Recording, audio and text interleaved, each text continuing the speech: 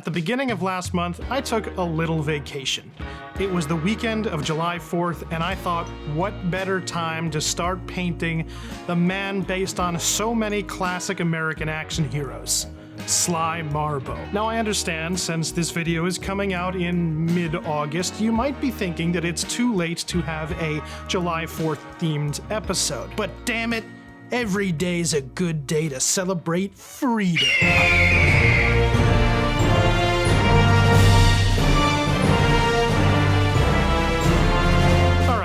That's enough of that. Holiday-themed gags aside, the real reason that I'm painting Sly Marbo is because it was chosen by the lucky winner of our first channel giveaway. Back in January, after crossing 1,000 subs on the channel, I decided to celebrate by giving away a free mini painted by me. And the winner even got to help choose the topic of today's video. But wait a second, if I announced that back in January, did it really take me 7 months to paint Sly Marbo? To which I say, hey, I'm a good painter. I never said I was a fast painter. But in all seriousness, I just had quite a few projects in the backlog, and as tends to happen, real life got in the way. I'm not able to do this stuff full-time yet, but if you'd like to help me get there, consider checking out the Patreon link in the description. And if you stick around to the end of the video, I'll be announcing how you can participate in the second channel giveaway. But enough blabbing, let's get to painting. The first thing that we're going to do is lay down our base coats. I know this step can be pretty boring, but it's really important that we get it right. This is the foundation that the rest of our paint job is going to be built upon, so if you're not achieving the right paint consistency right from the get-go, you're going to be sabotaging the rest of your paint job. I can't tell you how many times I see people online asking for painting advice, asking where they're going wrong, trying some new technique, and I can see that they have the right theoretical foundations there, but the paint application is chunky, the surface ends up looking shiny, which distracts from the details, and there's clear paint tearing everywhere. I'll be doing a deep dive into paint consistency and application in my next video. In the meantime, I would suggest taking a look at some of the paint thinning guides put out by people like Duncan Rhodes, the guy who coined the term too thin coats, which really is the gold standard for application advice. And I would suggest doing this even if you're a more experienced painter, just to brush up on things and make sure that you haven't overlooked this part of the painting process. You don't want to disappoint Daddy Duncan, now do you? I don't know why I just said that. Next, I'll be hitting his arms and face with a dry brush of a lighter flesh tone. This is just a little bit of surface prep to make our later steps a bit easier. Once that's done, I'm going to hit all of the skin with some Reichland Flesh Shade. And finally, I will hit a few of the areas that I expect to have the brightest reflections with just one final highlight. I'll be doing more work on the skin later, but this is going to give us a good outline. I also did a little bit of early shading on the pants here, but honestly, I think that you can skip that step. Now, before we move on, I need to take 2 seconds to rant here. This is the first Finecast model that I've ever worked with, and oh my god, I get the hate. Assembly was a nightmare, the surface texture of the model sucks to paint, I wasn't able to fill all the bubbles. I cannot wait to get back to painting plastic.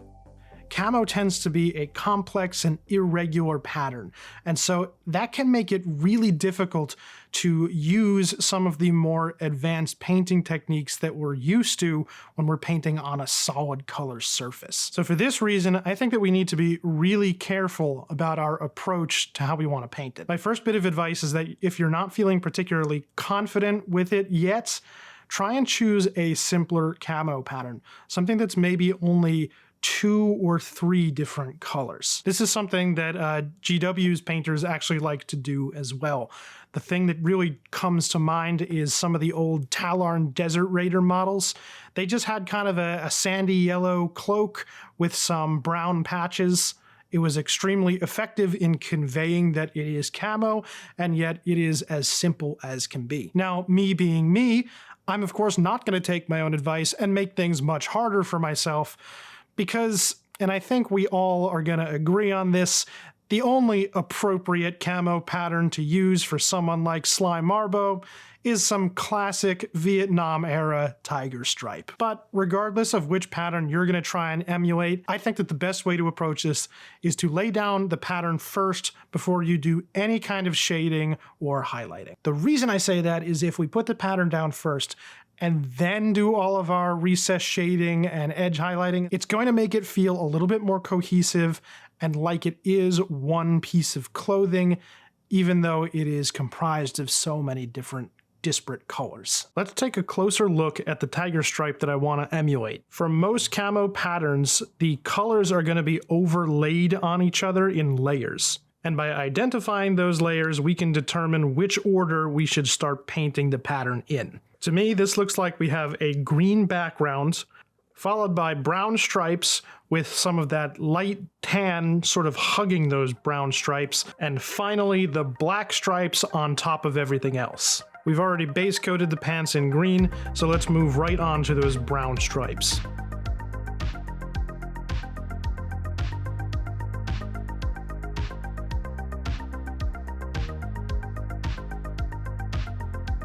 Next, I'll bring in the light tan, forming sort of like outlines around the brown stripes. One might argue that I should have laid down the light tan first and then did the brown on top of it, and I think that that would be a totally valid way to approach this. And to finish things off, we'll hit it with the black.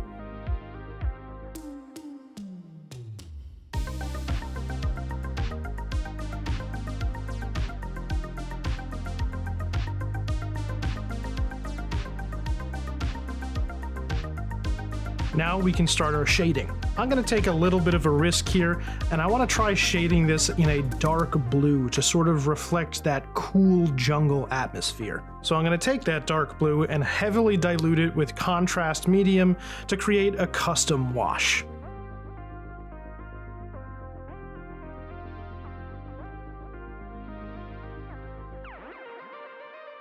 And once that's all dried, you can see that this looks terrible. It's extremely shiny and you can't see anything. But don't worry, that's kind of an expected result anytime you use contrast medium in a regular paint like this. There's an easy fix. You just gotta hit it with a little bit of matte varnish. And while I've got the varnish out, I might as well hit the skin as well. I highly recommend keeping a bottle of matte varnish around. I use it all the time throughout the different stages of my painting process, just to make sure that the paint that I've laid down is properly visible and I can see what I'm doing. Now that the varnish is dry, you can see just how big of a difference it makes. Now, I think I made a little bit of a mistake here in choosing to use this particular color for the wash.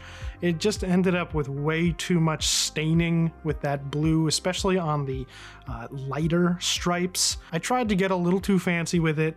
I think if I were to do it again, I would probably just use Agrax Earthshade, keep it simple, keep it neutral. All that staining does mean that we're gonna have to come back in and paint over some of our base colors. The good news is that's probably not actually costing us any time, because this can act as our first round of highlights. Just make sure to limit this step to the surfaces of the pants that are going to be getting the most light. That should sell the effect.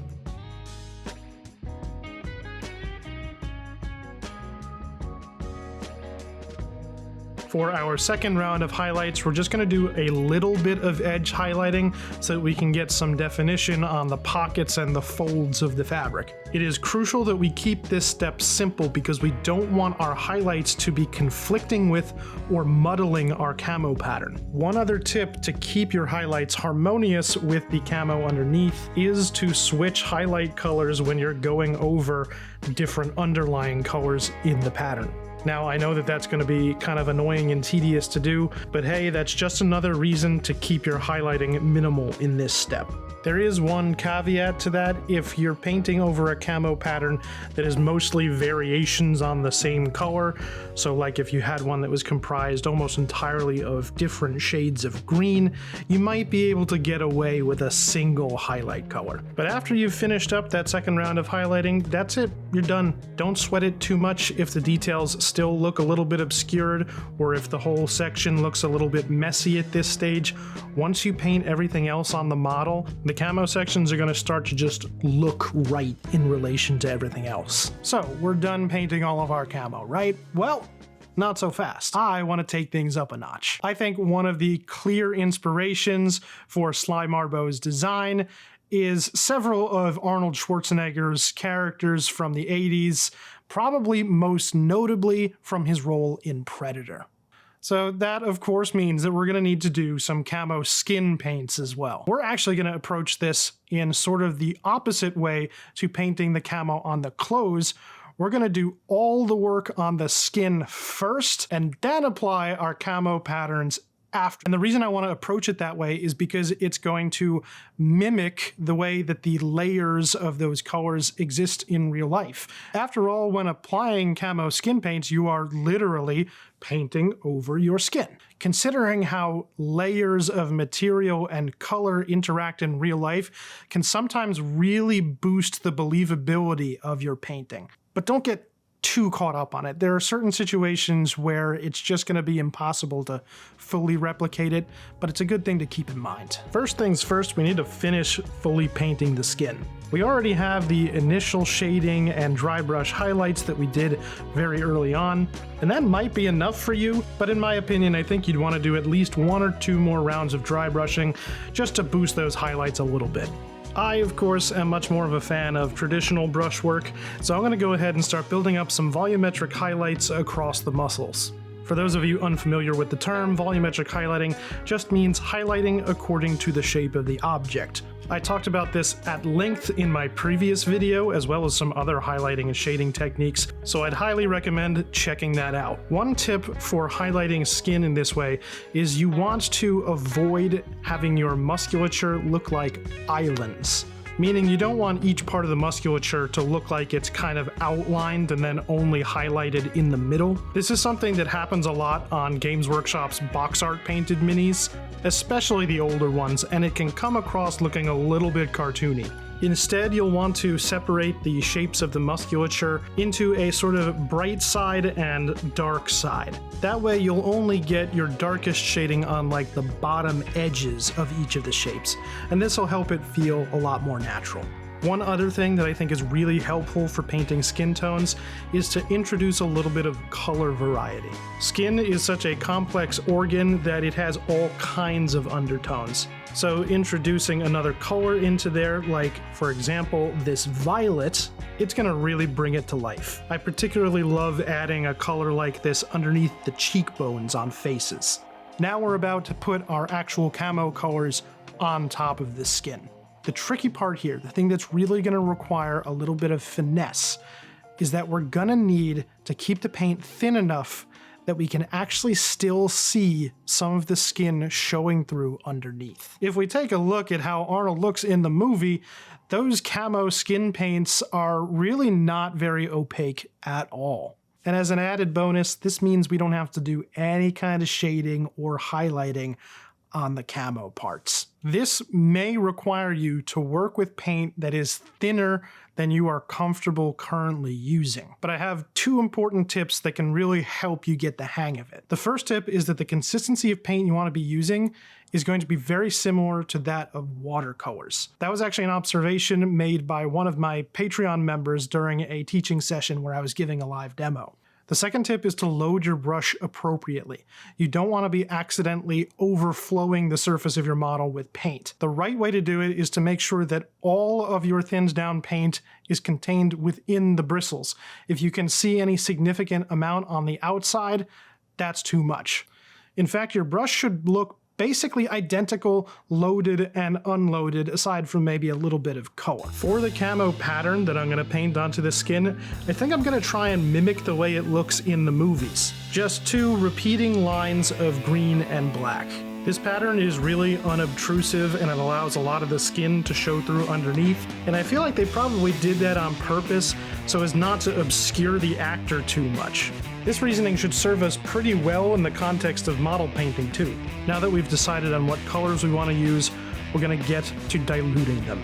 Like I said earlier, we want watercolor consistency so that all that work that we just did on the skin will still show through underneath. Once you've got the paint where you want it, use your most precise brush for this job. This is the one part of the process where you really can't afford to make any mistakes. So hold your breath, brace yourself against your desk, do what you need to stay as steady as possible, and start laying down those stripes. This here is a perfect example of what I was talking about when I was saying that you want the shading to show through underneath. It just perfectly integrates those camo skin paints with the body itself. And that's it. All the camo is finally done. All that's left to do is to just fill in the minor details left unpainted.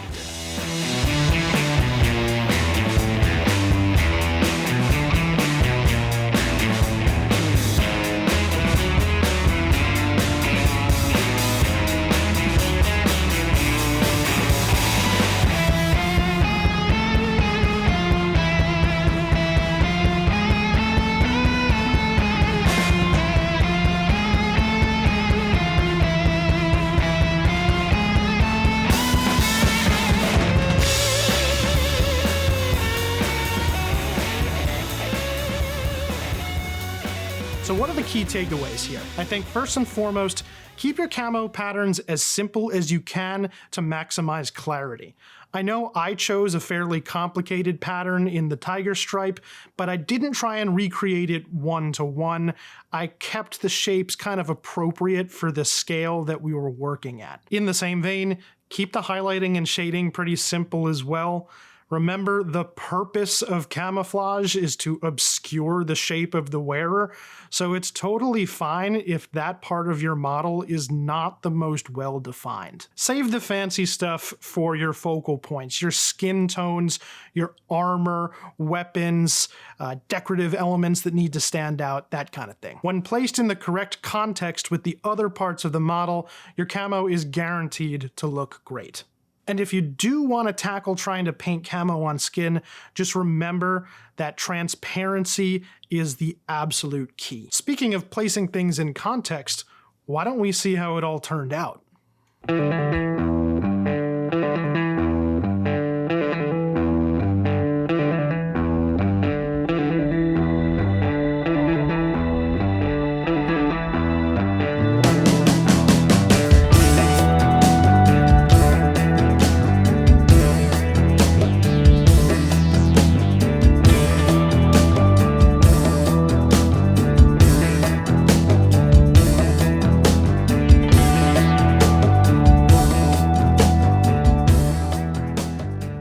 Thank you for sticking it out to the end of the video.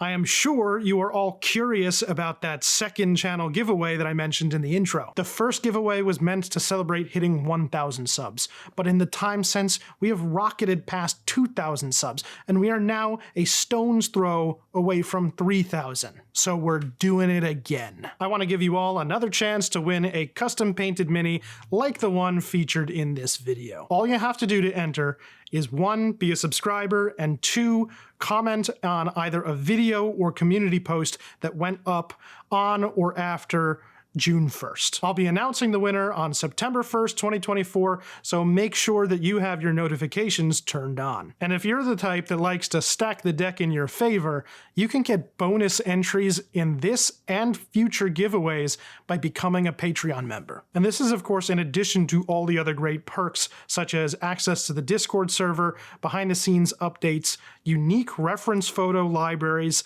Patreon exclusive videos, personalized comment and critique on your minis, and more. Before we go, I want to give a very special shout out to all of my current Patreon members: Lanissar, Jackal, Josh Bernal, Kevin Gillard, and Andy McCoy. Your generosity really helps me do more fun and interesting things with the channel, and I am loving the little community of painters that we are building. Thanks again, everyone, for watching. Give a thumbs up if you liked the video, make sure you're subscribed, and as always, I'll see you on the table.